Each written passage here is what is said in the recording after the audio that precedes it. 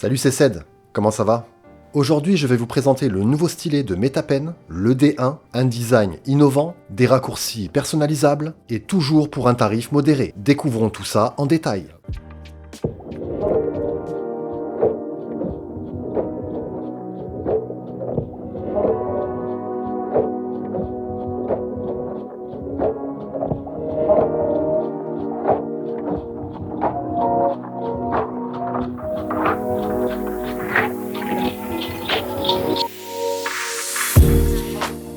Parlons tout d'abord du design du D1 de Metapen. On est clairement sur quelque chose de différent par rapport au A14 que je vous avais présenté précédemment et qui reprenait les mêmes caractéristiques ou presque que l'Apple Pencil. Je vous mets le lien de la vidéo à la fin si vous voulez en savoir plus sur ce dernier. Là, pour le D1, on est sur une conception innovante avec une ergonomie étudiée. Celui-ci s'adapte parfaitement à votre main et au positionnement de vos doigts. La prise est confortable, favorisant ainsi une utilisation prolongée sans aucune fatigue ressentie. On retrouve un grip situé à l'emplacement de sa tenue avec un bouton implanté, tout de noir vêtu sous une forme évasée. Ça change et ça me plaît. Le D1 n'est pas seulement esthétique, mais aussi pratique, notamment grâce aux fonctionnalités qu'il propose, grâce à son bouton, un bouton personnalisable via l'application Metapen. Je précise que celle-ci n'est pas indispensable pour se servir du stylet. Voyons ça plus précisément.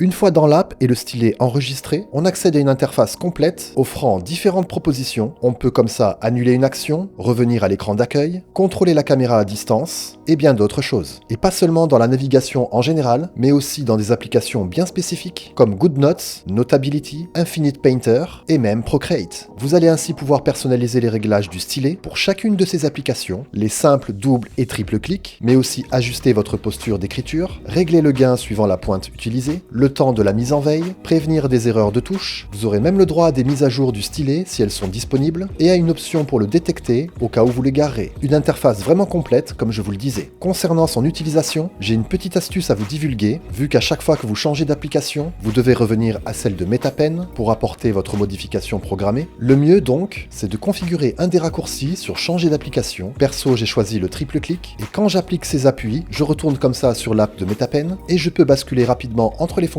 que je souhaite. Peut-être qu'à l'avenir on aura le droit à un second bouton avec des raccourcis dédiés, cela éviterait d'en sacrifier un en quelque sorte. Mais bon, avec cette technique, on y arrive. Pour le stylet en lui-même, le D1 offre bien sûr une expérience d'écriture précise, il détient également la fonction de rejet de la paume de la main, le support de l'écriture inclinée pour apporter des effets d'ombrage, utiles pour toutes les touches et retouches artistiques, il manque juste la sensibilité à la pression, et c'est normal, vu que c'est encore un brevet protégé par Apple. A noter que la pointe de ce stylet a aussi été renforcée, celle-ci est fabriquée en matériaux polymères de haute qualité et peut résister à plus de 200 000 traits. Elle est donc plus solide et sera plus durable que certaines. Et cela même lorsqu'elle est utilisée sur un film semblable au papier, genre ceux de Paperlike pour ne pas les citer. La pointe est également polie pour éviter les rayures sur l'écran, et comme si cela ne suffisait pas, une de rechange est fournie, de quoi être tranquille. Vous avez même un petit bouchon en silicone pour protéger la prise USB-C. Cool. Concernant l'autonomie du stylet, il est conçu pour tenir jusqu'à 8 heures pour une recharge complète n'excédant pas 30 minutes. Et si vous êtes du genre pressé, 4 minutes de recharge vous offriront 2 heures d'utilisation. Sympa tout ça. Le stylet D1 est compatible avec pratiquement tous les modèles d'iPad à partir de 2018. Vous avez la liste qui s'affiche à l'écran.